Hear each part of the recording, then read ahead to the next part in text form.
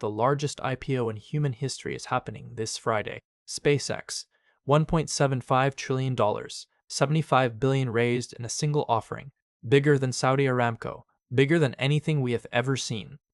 Robinhood is letting you buy shares at $135 each, and every retail investor on the planet is scrambling to get in. But here's what nobody is telling you. SpaceX is trading at a 96 times price-to-sales ratio, and no company in history has ever sustained a PS ratio above 30.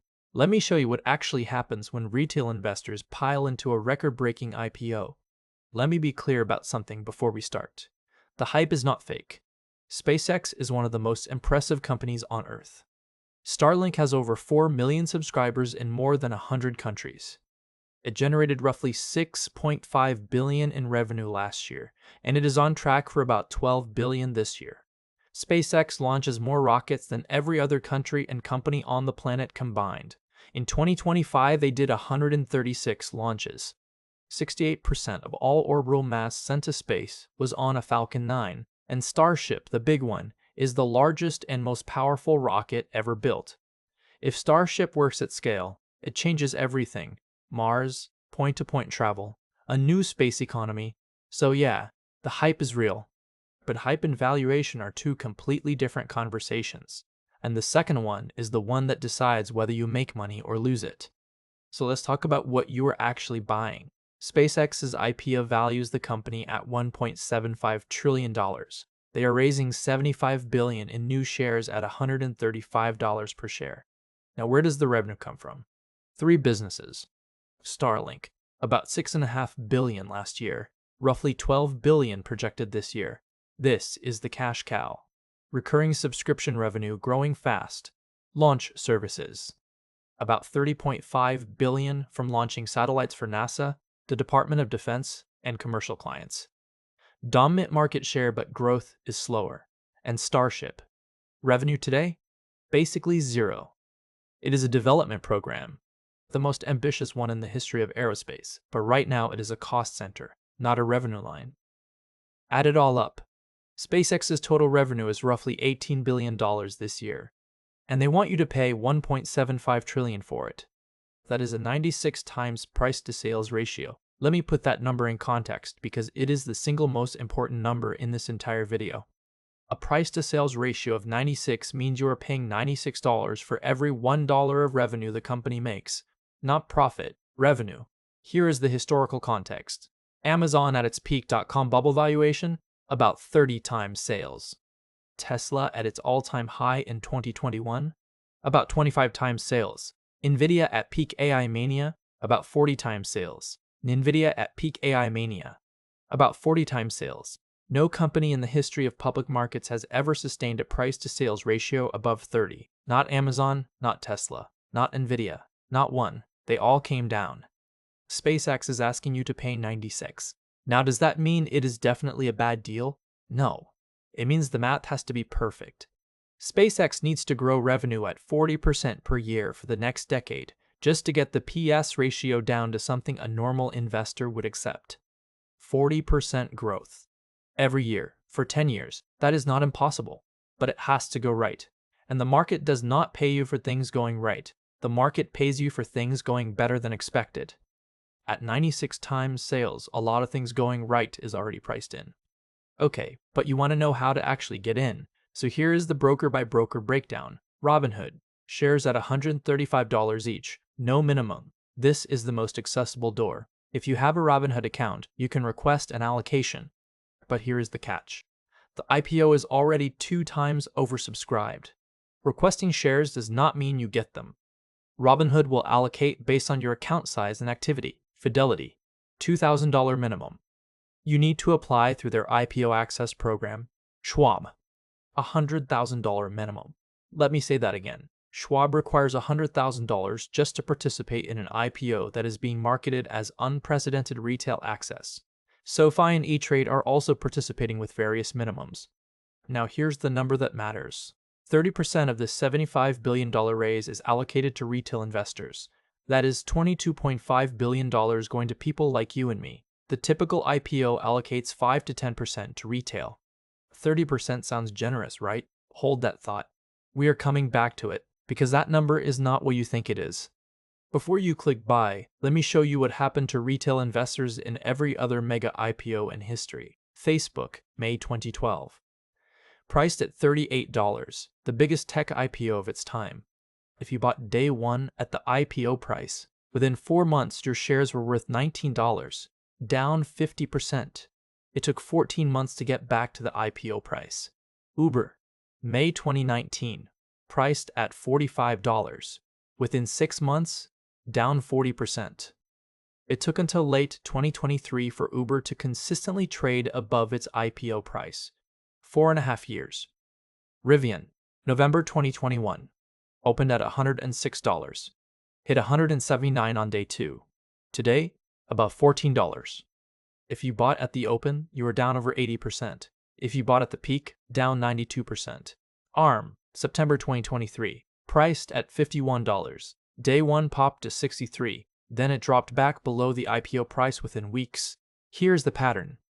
In the largest IPOs in history, retail investors who buy on day 1 almost always lose money in the short term. Not sometimes. Not half the time. Almost always. The institutions that got shares at the IPO price weeks before you, at lower prices, they are the ones who sell into the day 1 pop. You are buying their shares at their price, and they are already taking their profit. Now let's talk about that 30% retail allocation.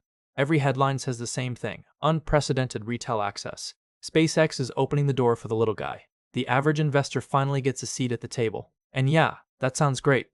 But ask yourself one question: why? Why would the most oversubscribed IPO in history give 30% of its shares to retail investors when they could give it all to institutions who would happily take it? Here is the answer nobody is saying out loud.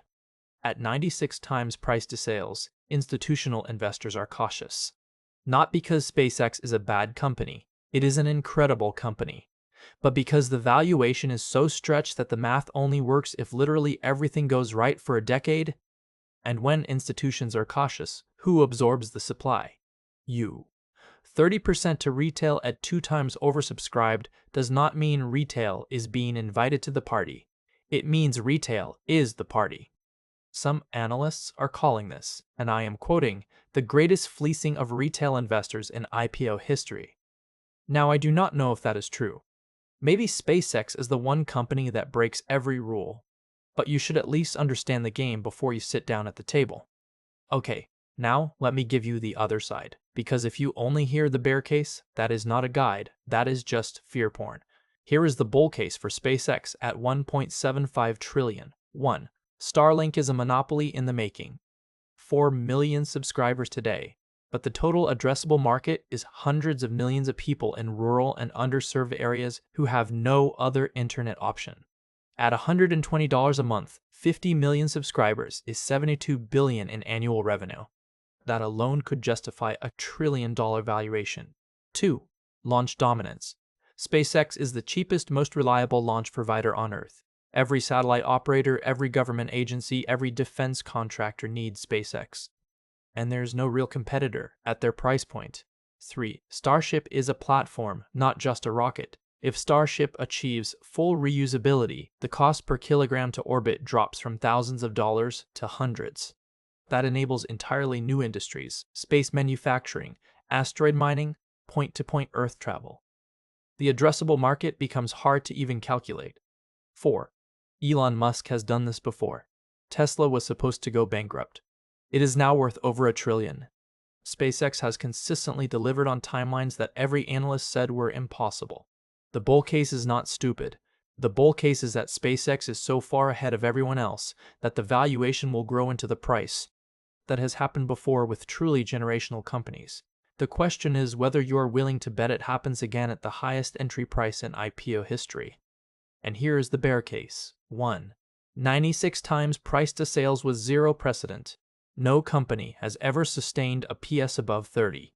For the valuation to make sense at today's price, SpaceX needs to grow at 40% a year for a decade and then trade at a still premium multiple. If growth slows to 20%, which is still incredible, the stock gets cut in half. 2. Concentrated ownership. Elon Musk controls SpaceX through a dual-class share structure. Retail shareholders have zero governance power. You own shares, but you do not own a voice. 3. Regulatory risk. SpaceX depends on government contracts, FAA launch licenses, and FCC spectrum approvals. A single regulatory dispute could delay Starship by years. And the company's relationship with regulators is, let's call it, complicated. 4. The lockup period. After the IPO, existing shareholders and employees cannot sell their shares for 90 to 180 days. When that lockup expires, a flood of insider shares hits the market. Facebook dropped to $19 after its lockup expired. If you buy Friday, the shares you are holding could face massive selling pressure in 3 to 6 months from people who got in at a fraction of your price. The bear case is not that SpaceX is a bad company. It is that 96 times sales prices in a decade of perfect execution. And decades are never perfect. So what do you actually do with all of this? Not financial advice. I'm not telling you to buy SpaceX, and I am not telling you not to. I am giving you the framework I would use to think about it. 1. Size the position like it could go to zero. If SpaceX dropped 50% from the IPO price, and history says that is possible, would you be okay? If the answer is no, you are too big. The rule: never put more than 5% of your portfolio into a single IPO. For most people, 2 to 3% is better. At $135 a share, that means if your portfolio is $10,000, you are buying 1 or 2 shares, not 50, not your whole account. 2. Consider waiting for the lockup to expire. 90 to 180 days after the IPO, insiders can sell. That almost always pushes the price down. If you believe in SpaceX for the long term, buying after the lockup expiry gets you the same company at probably a better price. Patience is not sexy. It is profitable. 3. Understand what you are actually paying for. At 96 times sales, you are not paying for what SpaceX is today. You are paying for what SpaceX might be in 2035. If you are comfortable holding for 10 years and you understand the valuation risk, that is a real thesis. If you're buying because you saw it on TikTok and you want to flip it by Monday, that is not a thesis. That is a lottery ticket. 4. Do not let FOMO be your investment strategy. The fear of missing out is the single most expensive emotion in investing. Every mega IPO in history has felt like a once-in-a-lifetime opportunity. Facebook felt like that. Uber felt like that. Rivian felt like that. Rivian felt like that. The opportunity did not disappear. The price got better. That is the whole framework. Size it small. Wait for the lockup. Know what you are paying. And do not let FOMO run your money. Here is where I will leave you. The SpaceX IPO is going to be the most talked about financial event of the year. And by Friday afternoon, every person with a brokerage account is going to have an opinion.